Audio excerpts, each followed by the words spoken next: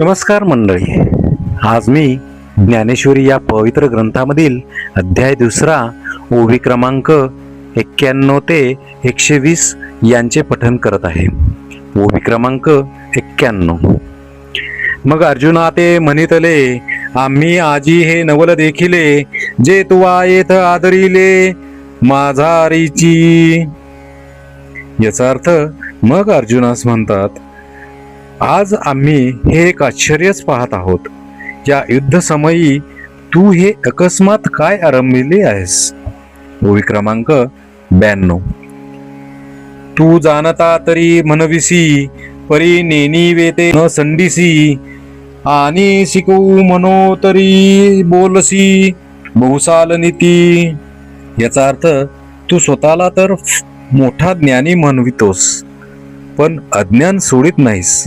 बरे, तुला एखादी गोष्ट शिकवावी म्हटले तर तू आम्हाला शहाणपणाच्या गोष्टी सांगतोस. ओवी क्रमांक 93. जात्यंधा लागे पिसे, मग ते सैरा धावे जैसे, तुझे शहाणपण तैसे दिसतसे. याचा अर्थ जन्मांधाला वेड लागल्यावर तो जसा सैरा वैरा धावतो तसेच तुझे हे शहाणपण दिसते. ओवी क्रमांक 94. तू आपण पे तरी नेनसी, परी या कौरवाते सोचू पाहासी, हा बहु विस्मय आम्हासी पुढती. याचा अर्थ तू स्वतःला न जाणता कौरवांकरिता शोक करतोस, ह्याबद्दल आम्हास वारंवार आश्चर्य वाटते. ओवी क्रमांक 95. तरी सांग पा अर्जुना, तुझ पासूनी स्थिती या त्रिभुवना, हे अनादि विश्वरचना ते लटके काही. याचा अर्थ तर अर्जुना तूच सांग बरे की या विश्वाची जी अनादि रचना ती खोटी असून या त्रैलोक्याचा पालन करता तूच आहेस की काय. ओवी क्रमांक 96. येत समर्थू एक आथी, तयापासून भूते होती, तरी हे वायाची काय बोलती जगा माझी.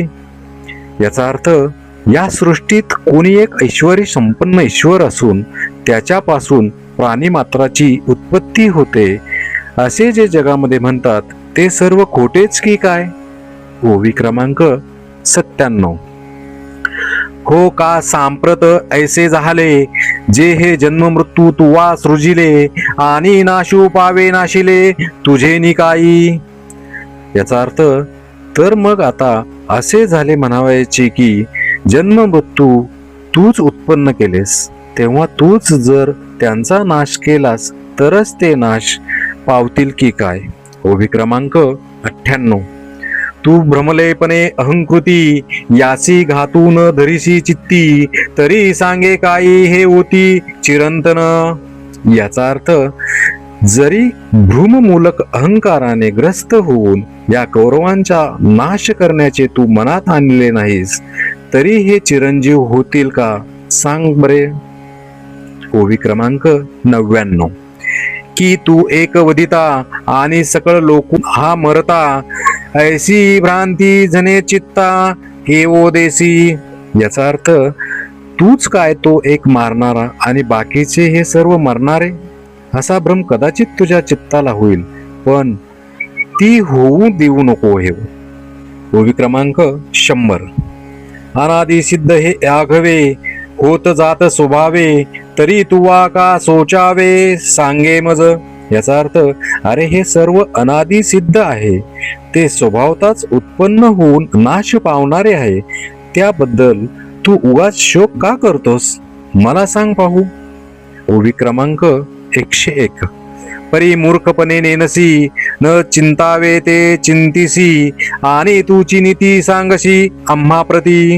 याचा अर्थ परंतु मूर्खपणामुळे तुला हे समजत नाही व ज्या गोष्टी मनातही आणू नयेत त्या गोष्टींचा विनाकारण विचार करून उलट आम्हाला शहाणपणाच्या गोष्टी सांगतोस. ओवी क्रमांक 102. देखे विवेकी जे होती, ते दोही तेही न सोचिती, जे होय जाय हे भ्रांती म्हणून या. याचा अर्थ हे पहा, जे विचारवंत आहेत ते जन्म आणि मृत्यू हा भ्रम आहे असे म्हणून दोहोंविषयी शोक करीत नाहीत. ओवी क्रमांक 103. अर्जुना सांगेन ऐक, येत आम्ही तुम्ही देख, आणि हे भूपती असेख आदी करुणी. याचा अर्थ, अर्जुना आणखी सांगतो ऐक, तुम्ही आम्ही व हे सर्व राजे जे ह्या ठिकाणी जमले आहेत. ओवी क्रमांक 104. नित्यता ऐसेची असोनी, ना तरी निश्चित क्षया जाऊनी, हे भ्रांती वेगळी करुणी दोन्ही नाही. याचा अर्थ, ते असेच राहतील किंवा लयाला जातील, हा भ्रम सोडून दिला म्हणजे यापैकी एकही खरे नाही. ओवी क्रमांक 105. हे उपजे आणि नाशे, ते मायावसे दिसे, एरवी तत्वता वस्तू जे असे अविनाशची. याचा अर्थ, का म्हणशील तर उत्पत्ती किंवा नाश जे दिसतात ते मायेच्या योगाने एरवी खरोखर आत्मा अविनाशीच आहे. ओवी क्रमांक 106. जैसे पवने तोय हलविले, आणि तरंगाकार झाले, तरी कवनके जन्मले, म्हणून येतेथ. याचा अर्थ, ज्याप्रमाणे वाऱ्याने पाणी हलविले आणि ते तरंगाकार बनले, तरी त्यात कोण कुठे उत्पन्न झाले असे म्हणता येईल. ओवी क्रमांक 107. तेची वायूचे स्फुरण ठेले, आणि उदक सहज सपाट झाले, तरी आता काय निमाले विचारी पा.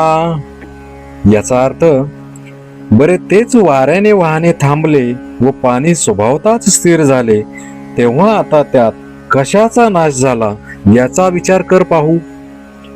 ओवी क्रमांक 108. आयके शरीर तरी एक, परी वयसाभेद अनेक, हे प्रत्यक्षची देख प्रमाण तू.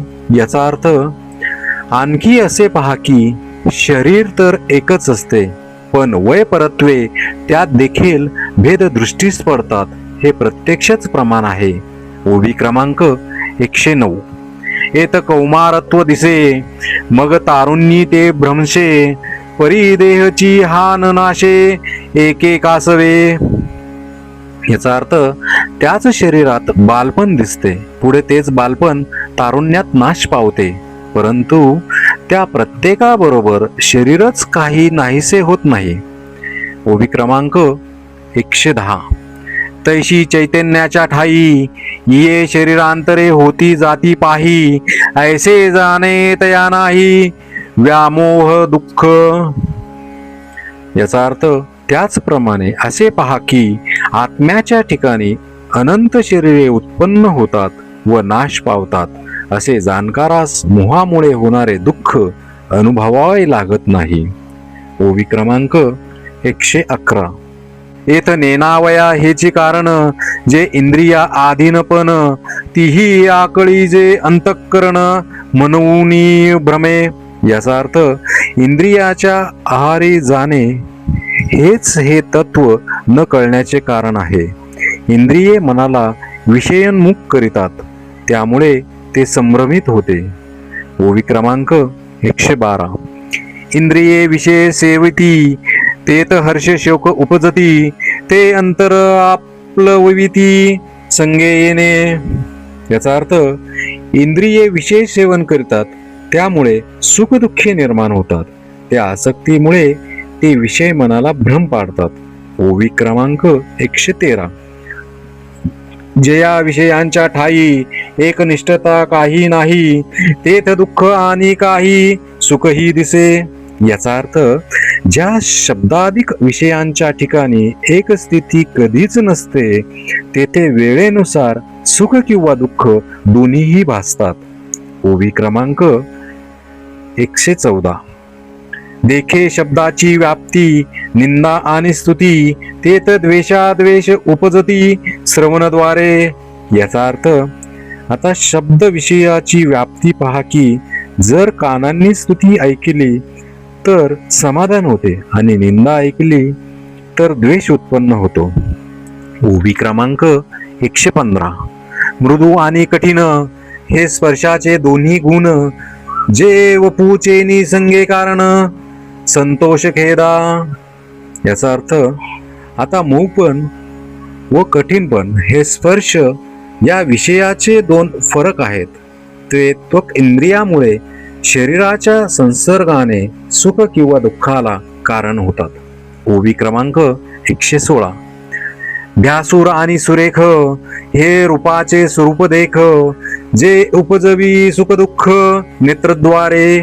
याचा अर्थ भेसूर आणि सुरेख अशी दोन लक्षणे रूप विषयाची आहेत, पण ती डोळ्यांनी पाहिल्यावर दुःख व सुख उत्पन्न होते. ओवी क्रमांक 117. सुगंधू आणि दुर्गंधू हा परिमळाचा भेदू, जो घ्राण संगे विषादू तो शिव देता. याचा अर्थ त्याचप्रमाणे गंध विषयाचे सुगंध किंवा दुर्गंध हे दोन फरक आहेत. हे घ्राणेंद्रियाद्वारा संतोष व असंतोष उत्पन्न करीतात. ओवी क्रमांक 118. तैसाची द्विविध रसू, उपजवी प्रीती त्रासू, मनोनी हा अपभ्रंशू विषय संगू. याचा अर्थ त्याप्रमाणेच दोन प्रकारचा रस प्रीती आणि त्रासही उत्पन्न करीतात, म्हणून विषय संग हाच मुख्य स्वरूपापासून भ्रष्ट करणारा आहे. ओवी क्रमांक 119. देखे इंद्रिया आधीन होईजे, तै शीतोष्णाते पाविजे, आणि सुखदुःखी आकळीजे आपण पै. याचा अर्थ असे पहा की जे इंद्रियाधीन होतात त्यांना शीतोष्णाची बाधा होऊन ते आपोआपच सुख दुःखाचे अधीन होतात. ओवी क्रमांक 120. या विषया वाचुनी काही, अनिक सर्वथा रम्य नाही, ऐसा स्वभावोची पाही इंद्रियाचा. याचा अर्थ इंद्रियांची खोडच अशी आहे की या विषयांशिवाय त्यांना जगतात रम्य असे दुसरे काहीच वाटत नाही. श्री संत ज्ञानेश्वर महाराज की जय.